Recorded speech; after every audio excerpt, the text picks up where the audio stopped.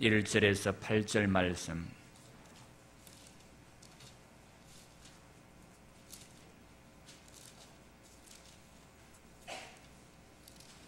시편 124편 1절에서 8절까지 우리 찾으셨으면 교독하겠습니다. 이스라엘은 이제 말하기를 여호와께서 우리 편에 계시지 아니하셨더라면 우리가 어떻게 하였으랴.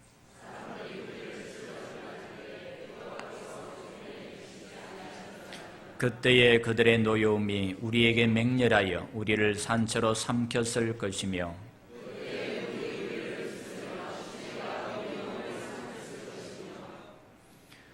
그때에 넘치는 물이 우리 영혼을 삼켰을 것이라 할 것이로다.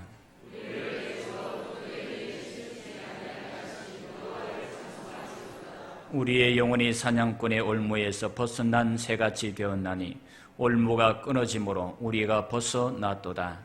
우리의 도움은 천지를 지으신 여호와의 이름에 있도다. 아멘. 할렐루야. 이 옆에 있는 분들하고 인사하겠습니다. 오늘도 잘 나오셨습니다. 한번만 더 합시다. 무더운 여름 잘 보내고 계십니까? 여러분은 폭염이 계속되어지고 있는데 우리 남부지방에는 특별히 폭염이 계속되어지고 있습니다. 여러분 잘 지내고 계시죠? 살아계시니까 여기까지 온 줄로 믿습니다. 시들시들 하시는 분들은 아마 병원에 계실 것 같아요. 하나님께서 우리에게 늘 건강 주심을 감사하시는 우리 성도들이 되시기를 바랍니다. 우리가 이 세상을 살아가다 보면 예상치 못한 일들이 많이 일어나요. 참 올해같이 중부지방에는 비가 계속 많이 내리고 남부지방에는 폭염이 계속되어지는 이런 일들을 볼 때도 참 우리가 예상치 못한 일들이 일어나고 있습니다. 내가 새들어 살던 집이 경매를 통해 넘어간다든지, 그리고 내가 다니던 직장이 하루아침에 망해서 실업자 신세가 된다든지, 아니면 갑자기 집에 강도가 들어 구타를 당하고 돈을 빼앗기든지, 아니면 뺑소니 차에 치여서 병원 신세를 져야 한다든지, 이와 같이 우리는 예상치 못한 일들이 우리의 삶 가운데 너무나 많이 일어나고 있습니다. 그런데 중요한 것은 이런 예상치 못한 일들이 우리의 삶 속에서 일어나고 있지만 우리는 완전히 망하지는 않는다라는 것입니다. 왜냐하면 하나님께서 우리를 지켜주시기 때문입니다. 저는 어렸을 때 올무를 통해 많은 새들을 잡아보았습니다. 참새를 비롯한 비둘기, 꿩과 같은 새들을 잡아서 맛있게 먹었습니다. 그런데 올무를 놓아서 새를 잡다가 보면 쉽게 걸리지를 않아요. 어떤 새는 쉽게 잡히기도 하지만 또 어떤 새는 걸릴랑 말랑 하다가 도망을 쳐버리는 그런 경우가 있습니다. 그러면 얼마나 아쉬운지 몰라요. 제일 기억에 남는 일들이 있다면 옛날에 시골집에 보면 그 큰 문 옆에 조그만 창문이 있었어요. 우리는 그것을 어렸을 때 대창문이다라고 그렇게 불렀습니다. 대부분 어른들은 이 문들을 통해서 먼저 바깥의 동정을 살핍니다. 예를 들어 손님들이 오거나 아니면 사람의 발자국인 인기척이 들리게 되면 이 문을 열어서 누가 왔는지를 살피게 됩니다. 또 옛날에 할아버지들은 담뱃대를 가지고 이 대창문을 열어놓고 담배를 뽀끔뽀끔 피웠던 그런 일들도 있습니다. 그런데 저는 형님과 함께 이 문을 통해 주로 비둘기가 올무에 걸리는지 안 걸리는지를 살펴보는데 이용을 했습니다. 보슬비가 내리면 비둘기는 어김없이 우리 집 마당 앞에 밭으로 찾아옵니다. 인사를 하기 위해 찾아오겠죠. 그러면 우리는 미리 올무를 놓아 놓습니다. 그리고는 그 올무에 비둘기가 걸려드는지 않는지를 문을 열어놓고 형과 함께 살핍니다. 그러다가 올무에 걸리기라도 하면 뛰쳐나가서 그 비둘기를 잡아서 국을 끓여 먹었던 그런 기억이 나요. 얼마나 맛있는지 몰라요. 집비둘기 말고 산비둘기. 참 맛있어요. 그런데 오늘 말씀에도 보면 이와 같이 올무에 걸렸던 사람이 그 올무로부터 벗어난 사건을 기록하고 있음을 보게 됩니다. 여러분, 올무라는 것은 무엇을 말합니까? 새나 짐승을 잡는 올가미를 말합니다. 그런데 이것은 우리의 인생 가운데도 마찬가지입니다. 우리의 인생 가운데도 무엇이 있는가? 올무가 있습니다. 그러므로 이 올무에 걸리는 인생은 죽을 수밖에 없는 거예요. 올무는 어떤 특정한 사람만 잡기 위해서 놓여져 있는 것이 아닙니다. 그렇기 때문에 배운 자도 올무에 걸릴 수가 있고 못 배운 자도 올무에 걸릴 수가 있습니다. 가진 자도 걸릴 수가 있고 못 가진 자도 걸릴 수가 있습니다. 능력이 있는 사람도 걸릴 수가 있고 능력이 없는 사람도 걸릴 수가 있는 것입니다. 중요한 것은 이 올무에 걸리기만 하면 불행해질 수밖에 없다라는 거예요. 똑같이 재미있게 놀다가 어떤 사람은 올무에 걸립니다. 주인에게 잡혀요. 똑같이 도둑질을 했는데 나는 잡히고 옆에 있는 친구는 도망을 갔어요. 그러면 여러분 얼마나 억울합니까? 재미있게 놀다가 어떤 사람은 건물에 걸리는 거예요. 하지만 어떤 사람은 그 건물에 걸리지 않고 도망을 갑니다. 빠져나갑니다. 그렇다면 건물에 걸린 사람의 입장에서는 얼마나 답답한지 몰라요. 얼마나 불행하며 얼마나 억울한지 모릅니다. 저는 학교를 다니던 시절 수업을 마치고 집으로 오게 되면 친구들과 함께 놀러 가기로 약속을 했었습니다. 그런데 부모님에게 잡혀 들로 일하러 나가야 했던 때가 있었습니다. 그러면 그때에 들로 붙잡혀가는 저의 심정이 어떠한 줄 아십니까? 친구들은 뭐 물고기 잡으러 간다 아니면 뭐 하러 간다 매미 잡으러 간다면서 다 기구를 들고 자 산으로 들러 가는데 나는 낫이나 아니면 다른 어떤 농사기구를 들고 들로 붙잡혀가는 거예요. 그런데 사실상 그랬던 때가 한두 번이 아니에요. 그러면 그 들로 잡혀가면서 놀러가는 친구들의 모습이 눈에 들어와요. 그러면 억장이 무너져요. 마치 도살장에 끌려가는 소와 같이 그렇게 질질 끌려갔던 때가 한두 번이 아니었습니다.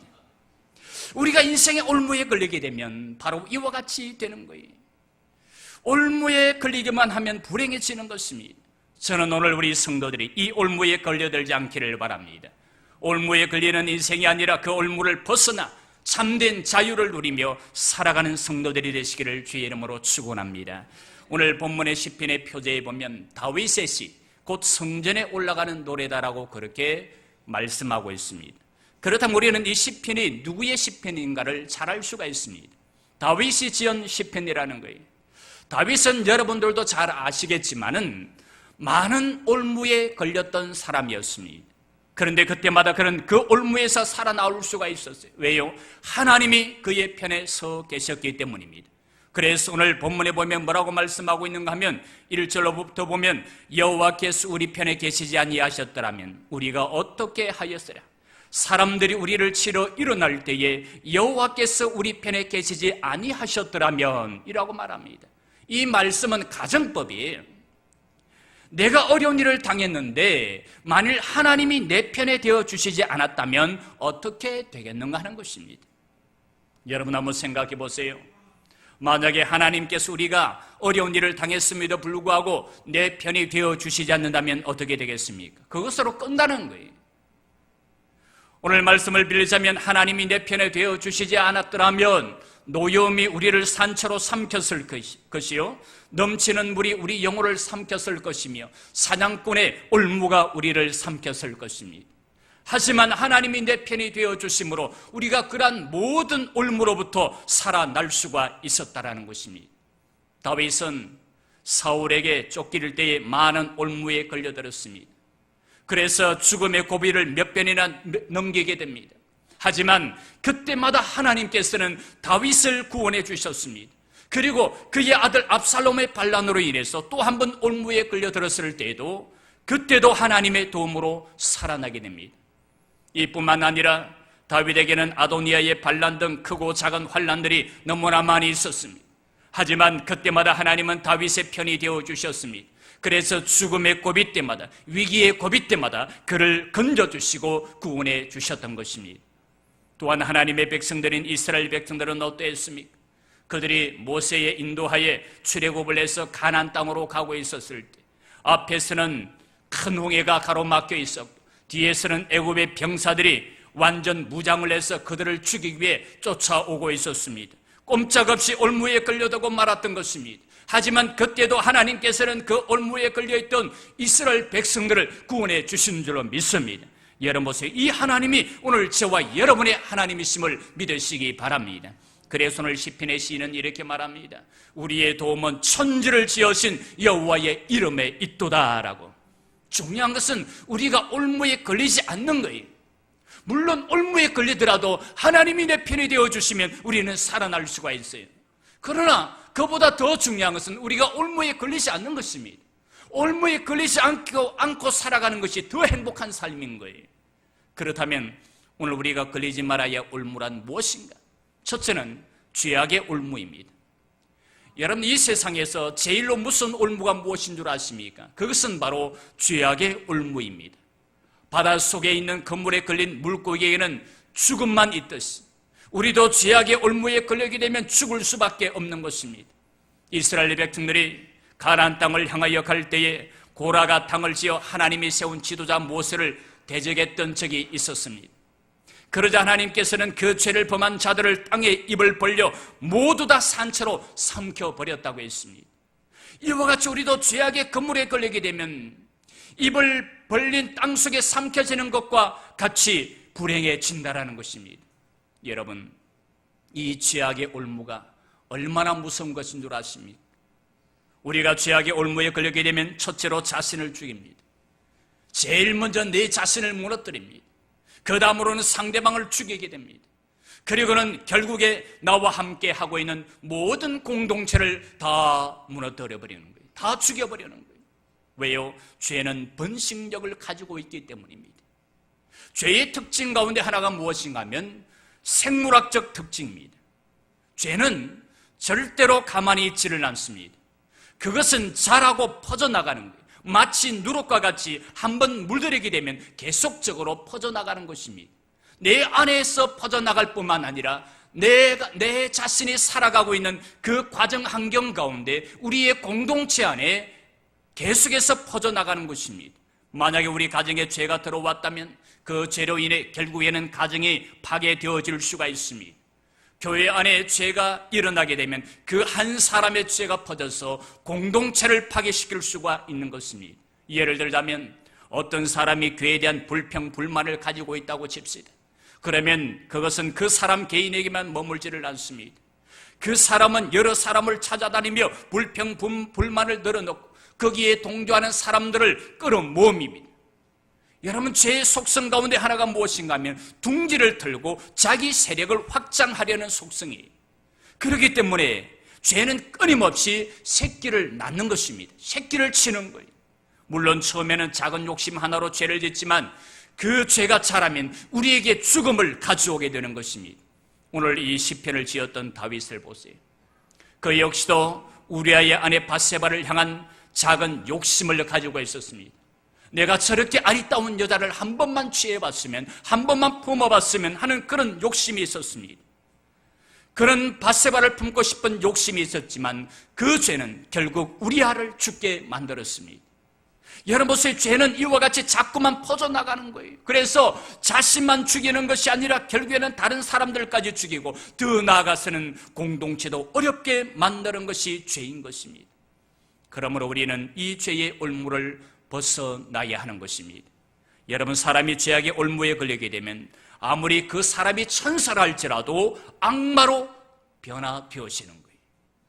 이탈리아 유명한 화가 레오나르도 다빈치가 이탈리아에 있는 밀란의 거리를 지나가는 사람들을 한 사람 한 사람 뚫어지게 쳐다보면서 걸어가고 있었습니다. 그런 당시 수도원 교회 벽에다가 그 유명한 최후의 만찬을 그리고 있었는데 이미 밑그림은 다 그려놓았습니다. 이제 그 그림에 나오는 예수님과 제자들의 모델을 찾고 있었습니다. 그런데 하루는 길에서 얼굴이 매우 인자한 튼튼한 젊은이를 만났습니다. 다빈치는 그가 예수님의 가장 큰 사랑을 받았던 사랑의 사도 요한의 모델이 되었으며 좋겠다고 생각을 했습니다. 이 젊은이는 사랑의 사도 요한의 모델이 되어달라는 다빈치의 제의에 흔쾌히 승낙을 했습니다. 그 후 다빈치는 모든 제자들의 모델을 찾아서 제자들을 다 그려 넣었습니다. 그러나 가룟 유다의 모델만큼은 찾을 수가 없었어요. 그러던 어느 날 밤 다빈치는 가룟 유다의 모델에 어울리는 한 사람을 만나게 됩니다. 다빈치는 그를 가룟 유다의 모델로 쓰겠다고 하지 않고 그냥 예수님의 제자들 중 한 사람의 모델로 쓰겠다고 하며 모델이 되어달라고 부탁을 했습니다. 그러자 그 사람은 다빈치의 제의를 받아들입니다. 다빈치는 그를 모델로 하여 최후의 만찬의 그림을 드디어 완성을 했습니다. 그런데 가룟 유다의 모델이 되었던 젊은이가 그 그림을 들여다보더니 갑자기 깜짝 놀라는 거예요. 그러면서 말하기를 당신이 지난번에도 나를 그리지 않았느냐? 나를 기억하지 못하겠느냐라고 그렇게 물었습니다. 다빈치는 아무리 기억을 해도 기억이 나지 않았어요. 그 사람은 내가 밀란에 처음 왔을 때 당신이 나를 모델로 이 사람을 그리지 않았느냐라고 하면서 사랑의 사도 요한을 가리키는 것이었습니다. 그러면서 그래도 나를 모르겠느냐라고 물었습니다. 다빈치가 다시 한번 자세히 보니 그가 바로 사랑의 사도 요한의 모델이었습니다. 그래서 묻습니다. 왜 이렇게 얼굴이 변했느냐라고. 그러자 그는 대답하기를 내가 그동안 죄악 가운데 살았기 때문에 내가 이렇게 변했다라고 그렇게 대답을 했다고 합니다. 이 말은 죄가 사랑의 사도를 배신자 가룟유다로 바꾸어 놓았다라는 것입니다. 여러분 보세요. 죄악은 이렇게 무서운 거예요. 죄악에 사로잡히면 천사가 악마가 되는 것입니다. 순한 양도 늑대로 변하는 것입니다. 그러므로 우리는 이 죄악의 올무에 걸려들지 말아야겠습니다. 그러기 위해서는 무엇보다도 경계를 늦추어서는 안 되는 것입니다.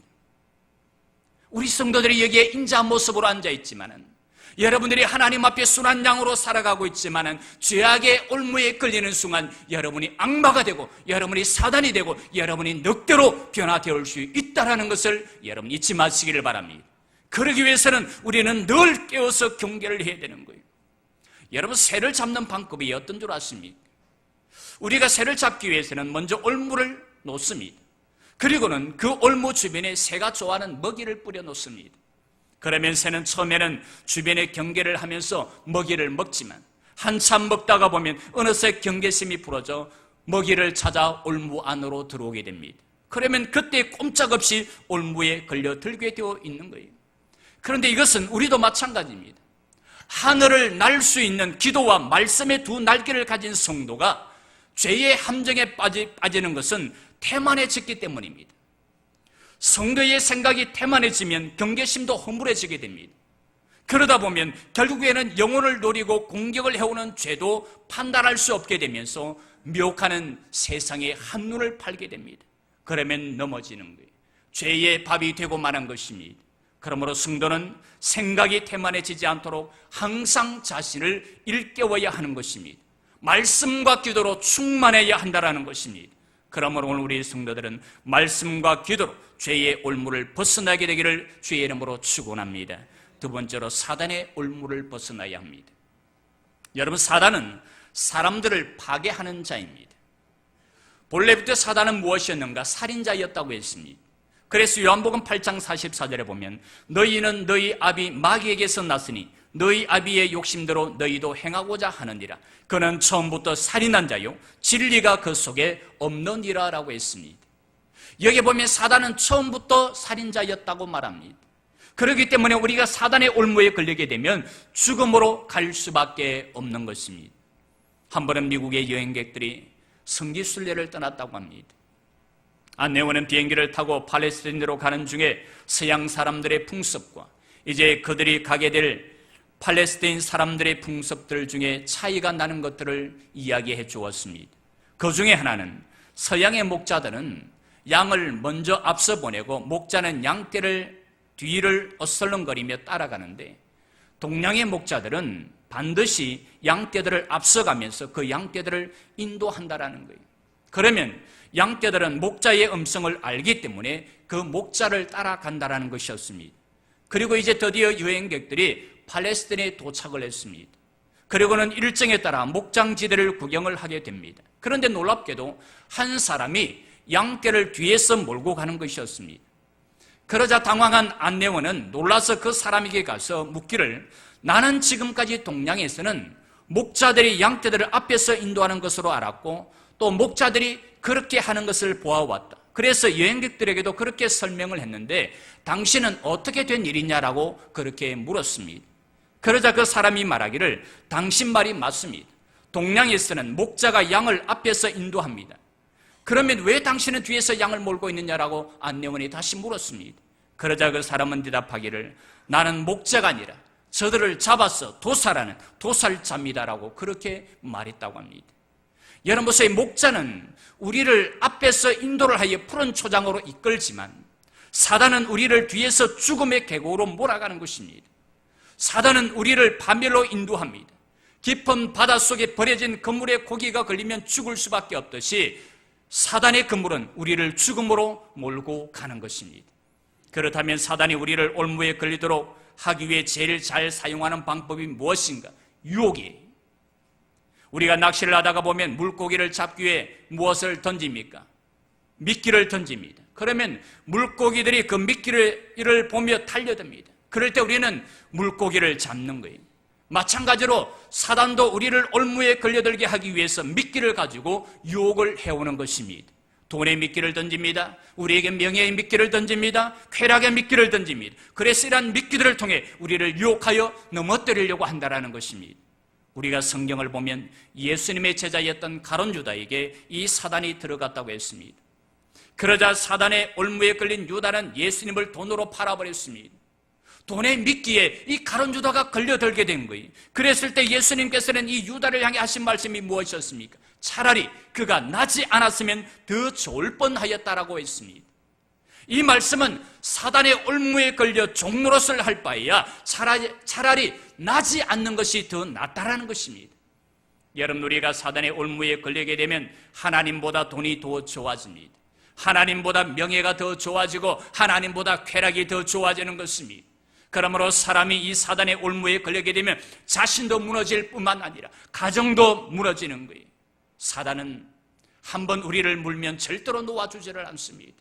그렇기 때문에 우리는 아예 처음부터 사단의 올무에 걸리지 말아야 하는 것입니다. 그런데 이 사단은 의기양양하게 누구까지 넘어뜨리려고 했는가 하면 예수님까지도 넘어뜨리려고 했습니다. 그래서 광야에서 40일간 금식 기도를 하신 예수님에게 이 사단이 찾아갑니다. 그리고는 물질과 명예와 권세를 가지고 유혹을 했습니다. 하지만 예수님은 그 유혹에 넘어가지 않았습니다. 예수님은 말씀으로 사단을 물리치셨다고 했습니다.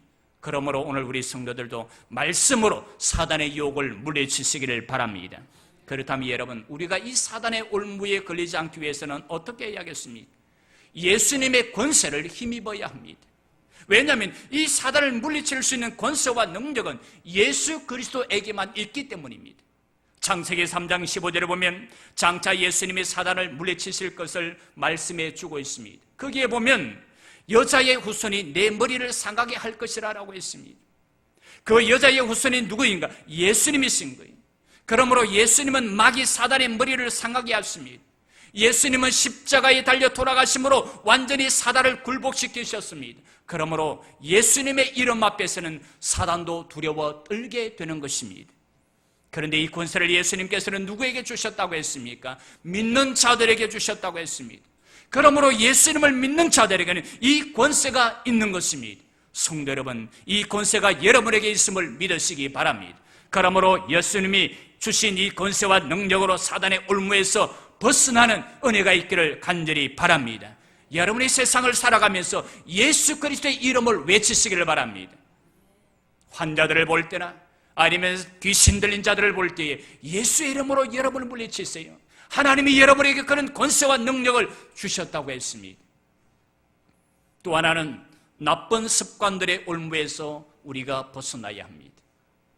여러분, 오늘날 사람들에게 있어서 벗어나기 힘든 것이 무엇입니까? 나쁜 습관, 안 좋은 습관들입니다. 예를 들자면 노름하는 습관이 있어요. 도둑질하는 습관이 있고, 남을 속이는 습관이 있고, 술 마시는 습관이 있고, 담배 피는 습관이 있습니다. 심지어는 사람을 앞에 앉혀놓고 남을 속이는 그런 사람들도 있어요. 사람들이 보지 않으니까 숨어서 술과 담배를 하는 그런 습관을 가진 사람들도 있습니다. 중요한 것은 이러한 안 좋은 습관들의 올무에서 이제 우리가 벗어나야 한다는 거예요.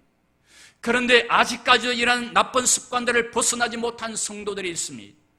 여러분, 우리가 이 습관에 한번 빠지게 되면 헤어나오기는 얼마나 어려운지 몰라요. 그래서 어떤 사람은 노름하는 자신의 습관을 고치기 위해서 손가락을 잘라버렸다고 그럽니다. 하도 그 습관을 고치기가 어려우니까 자신의 손가락을 잘라서라도 그 노름을 하지 않겠다라는 거예요. 그런데 며칠 있다가 그 노름이 또 다시 하고 싶은 거예요. 그래서 손목으로 노름을 했다고 합니다. 그래서 이번에는 손목을 잘라버렸습니다. 그런데 또 그 노름이 하고 싶어서 이번에는 팔꿈치에 인조 팔을 껴서 다시 노름을 했다고 합니다.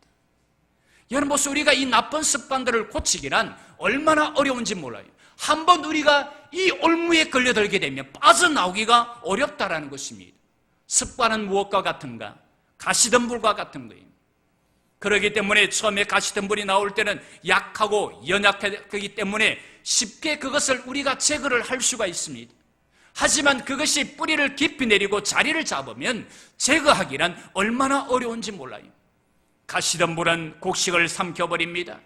열매를 맺지 못하게 합니다. 이와 마찬가지로 우리에게 있어서 나쁜 습관은 나를 삼켜버립니다. 나로 하여금 열매를 맺지 못하게 하는 거예요. 나의 가정을 삼켜버리고 나의 직장과 나의 영혼을 삼켜버리는 것입니다. 그러므로 우리는 이 습관의 올무에 걸려들어서는 안 되는 것입니다. 그리고 혹여나 나에게 나쁜 습관들이 있다면 빨리 버려야 하는 거예요. 왜요? 그것만이 내가 살 길이요, 내 가정이 살 길이며 내 영혼이 살 길이기 때문인 것입니다.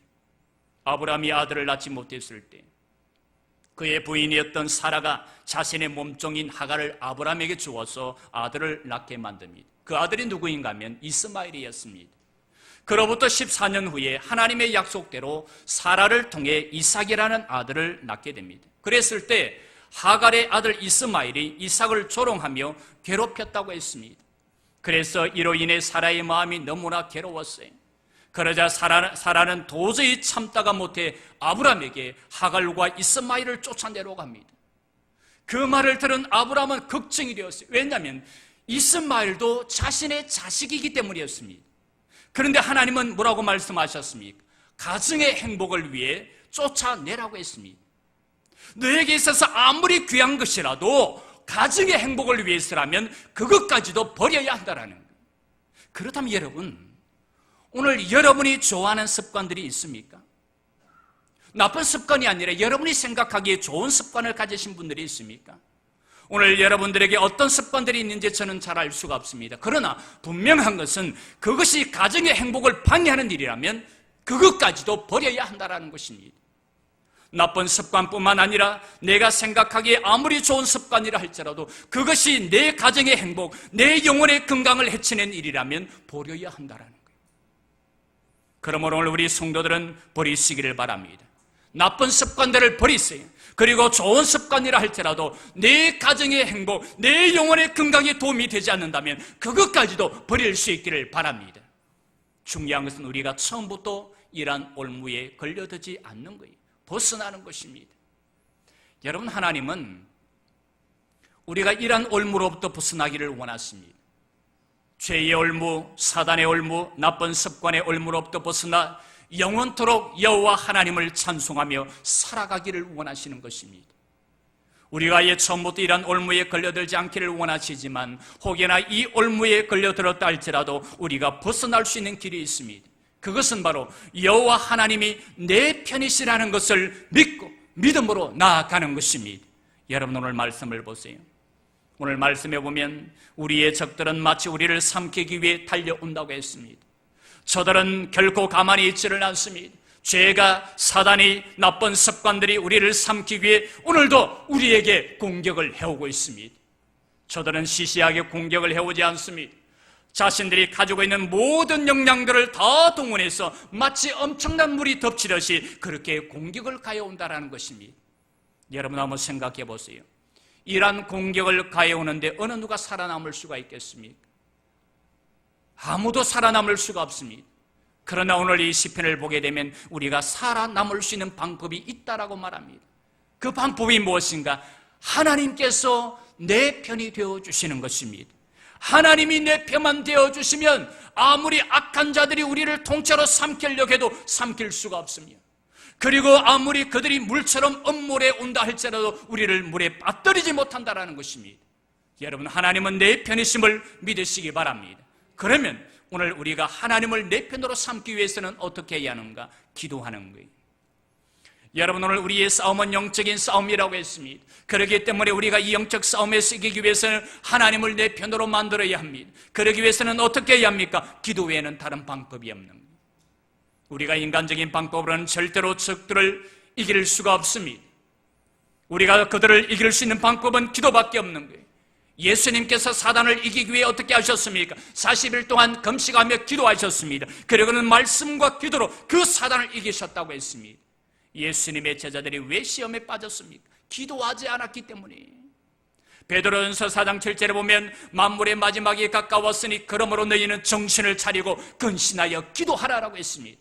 마지막 때일수록 죄의 올무, 사단의 올무, 나쁜 습관들의 올무는 우리를 삼키기 위해서 다가오지만 그럴수록 우리는 하나님 앞에 정신을 차리고 깨어 기도하는 삶이 되어야 한다는 것입니다.